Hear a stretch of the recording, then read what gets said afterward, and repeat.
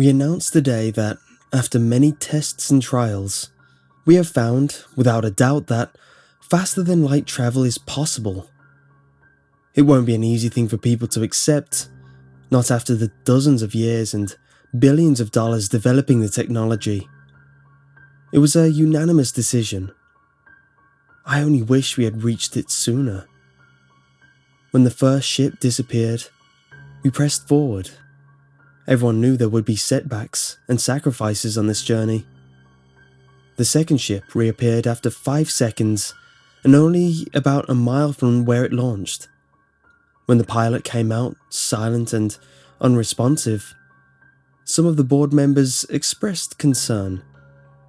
When he hung himself the next day from a noose made of his bed sheets, there was a call to cease manned flights entirely, but the majority prevailed and a third flight was scheduled.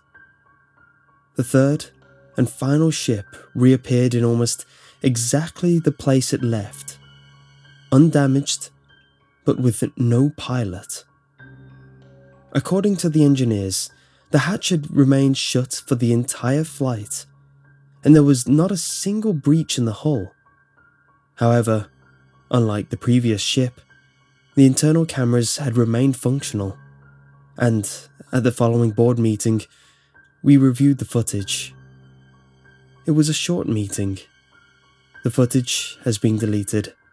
Destroying all of our research and prototypes will take time, but if all goes to plan, then, in a few years, all traces of our work on FDL travel will be gone. No, people aren't going to take this announcement well. Some people will, undoubtedly, think we're lying, covering something up. Those people will be right. But they'll think our reasons are selfish, keeping the technology for ourselves or suppressing it to keep the population contained. No one will guess that we were trying to save mankind, to protect it. The human race should be content with Earth, with our solar system. They have to be. We weren't meant to go any further.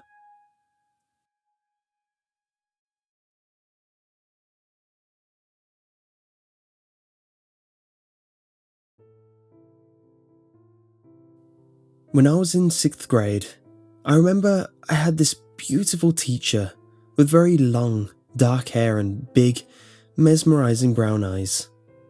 While she was very kind, she was also very strange. I remember noticing that no matter what the weather, she was always wearing long-sleeved shirts, and when she wasn't, she had a lot of thick bracelets that covered her wrists. She also had the tendency to act like she was watching her back, or something along those lines. Well, one day, all of the children in class had finished our work. When this happened, we were allowed to talk and play games. I remember that, in the midst of this, the conversation turned quickly to kidnapping and murdering, as a kid was talking about something tragic that had just happened on his family, but he meant no harm. I wasn't engaged in the conversation, but rather, I was watching my teacher, whose face had gone pure white, and who was now tugging profusely at the sleeves of her long-sleeved shirt, as she often did when she was nervous. After class, I approached my teacher, who was still looking very much uncomfortable, and asked if she was okay. She gave me a confused look, as though she didn't actually expect me to be paying attention to her. Then, she asked me 2 questions. The first was, "Can I tell you a scary story?" Now, at the time, I was very into anything that was creepy or strange, so I said yes without any hesitation. Her next question was one that kind of baffled me. She then asked, "Do you know who Ted Bundy was?" I had no idea, and so I said no. She looked down at her hands, which were now folded on her desk, and she began to twiddle her thumbs. What she told me next is probably still the most horrifying story I have heard to this day. In her youth, my teacher often wandered the streets alone at night. She thought, since she always visited crowded areas, she didn't think it was anything to worry about. One night, she was proven very wrong. As she was window shopping one night, a man walked up to her, claiming to be a police officer, and made up a story about her car being towed or something along those lines, and he would take it to her. My teacher was very concerned about the state of her car, so she followed him. He led her into a back alleyway where she didn't see a car, but rather somebody else's. At this point, she says that red flags started going up in her mind, so she did what any normal person would do, and she asked to see his badge. The man smiled and flashed the badge in a direction, and immediately my teacher felt safer. Then they began to approach the car.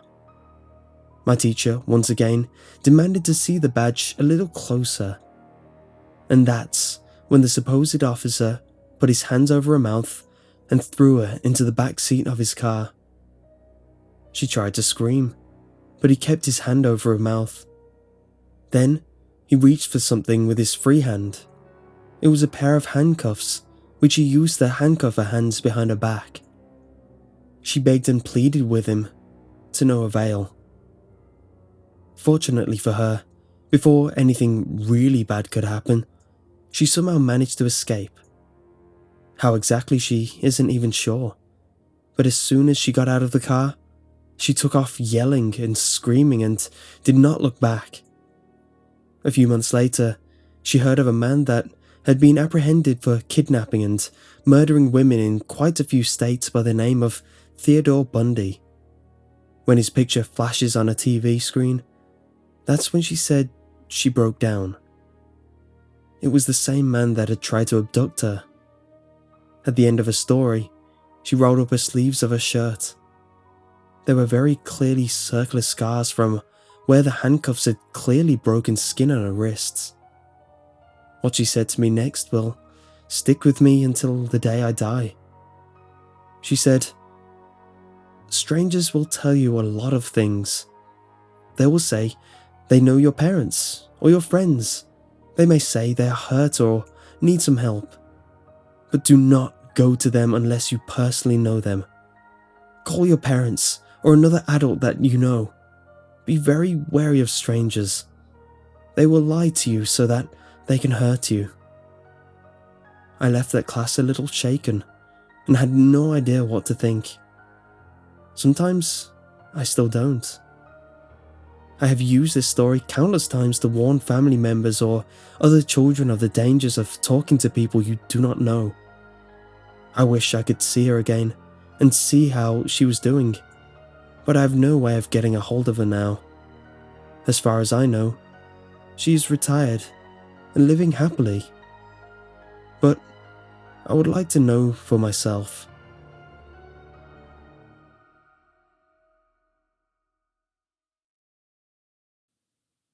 In Berlin, after World War II, money was short, supplies were tight, and it seemed like everyone was hungry. At that time, people were telling the tale of a young woman who saw a blind man picking his way through a crowd. The two started to talk. The man asked her for a favour. Could she deliver the letter to the address on the envelope? Well, it was on her way home, so she agreed. She started out to deliver the message when she turned around to see if there was anything else the blind man needed. But she spotted him, hurrying through the crowd without his smoked glasses or white cane. She was, naturally, suspicious, so she went to the police.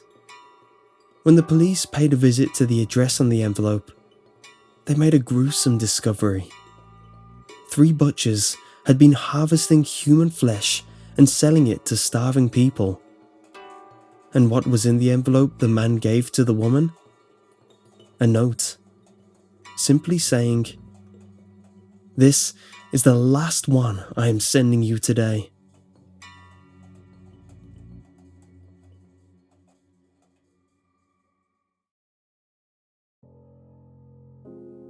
I was on the second floor of our house playing PS2 with 4 of my relatives, ranging from 2 to 7 years old, when suddenly they heard a voice of my aunt saying that she's home and wanted them to come down. I was so busy with the game, so I did not mind them since they are familiar with the stairs. All of them hurried down the stairs just to find out that nobody was there. They were all shocked. I was very worried that something bad had happened to my aunt at the time. Incidents of bombing in our location is very often. It came to my mind that she must be probably a victim and just wanted to see her beloved nieces for the last time. Luckily, my aunt arrived an hour later riding a cab and was totally fine. I told her the story and she said she had experienced the same thing at our house. At around 4 or 5 a.m, she was about to use the bathroom when she saw my sister go into the bathroom before her. She heard running water and singing, which is the hobby of my sister when using the bathroom. She waited for 30 minutes when suddenly the running water stopped and she thought that my sister was done. But she was shocked to find out that nobody was using the bathroom. She then remembered that my sister asked her permission last night that she would not go home because she was invited to visit the province of her boyfriend, and she left immediately after my aunt agreed. Again, my sister was fine. We are still living in the same house, but we are no longer afraid because we believe that the ghost couldn't hurt us anyway. We just think that the ghost is friendly and just wants to have fun with people.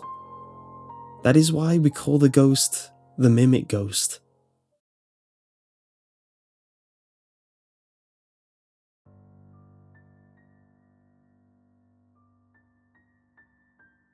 Once, there was a girl about 7 years old.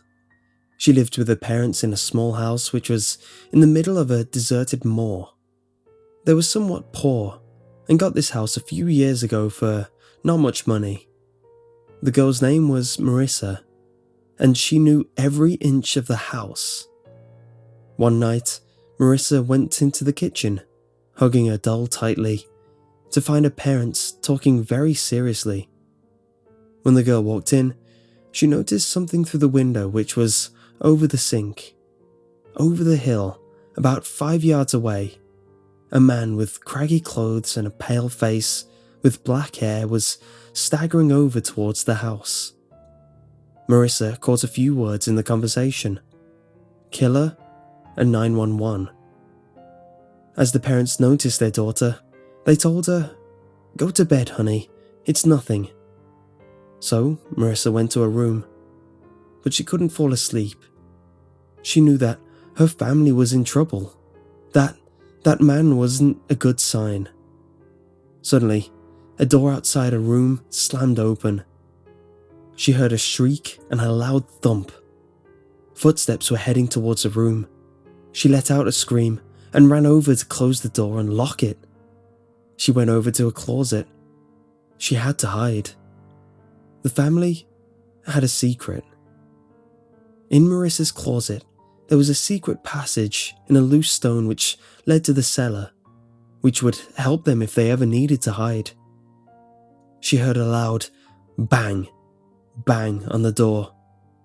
She pulled out the stone and looked at her doll in the beady, deep blue eyes. She dropped the doll in first into the cellar. The door burst open. A man came in with a knife, dripping with blood.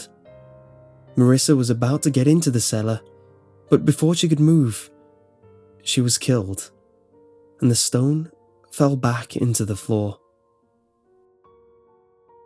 About 500 years later, another family moved in. They had a girl who was 12 years old, and she was very curious. One night, the girl, whose name was Nicole, couldn't fall asleep, so she put her head under the covers and closed her eyes tight. She thought it was her imagination, but she heard a faint, desperate cry. "Help me! Help me!" She opened her eyes. "Help me! Help me! It kept getting louder. She took the covers off. Help me! Help me! Now she knew it wasn't her imagination. She got out of bed and made out that it was coming from the closet. Help me! Help me! She walked over to the closet door and flung it open. The noise seemed to ring in her ears like a fire alarm. A single stone in the floor was shaking violently. She picked it up, and as soon as she took it out of the floor, the voice stopped. A gust of wind came out of the hole in the floor. She looked into it and gasped. There was a pair of eyes, blue as the sky, staring straight at her. She climbed down the ladder and picked up a doll. Its eyes were beautiful, but it looked to be hundreds of years old, all dusty, and the colours were faded. Suddenly, a piercing scream came from the doll, and it rattled violently in her hands. She shrieked, ran upstairs, and told her parents. The family moved out almost immediately. Today, the house is being used as a museum. It displays the doll, and they say if you listen closely on that day Marissa died, you can hear it from the doll. Help me. Help me.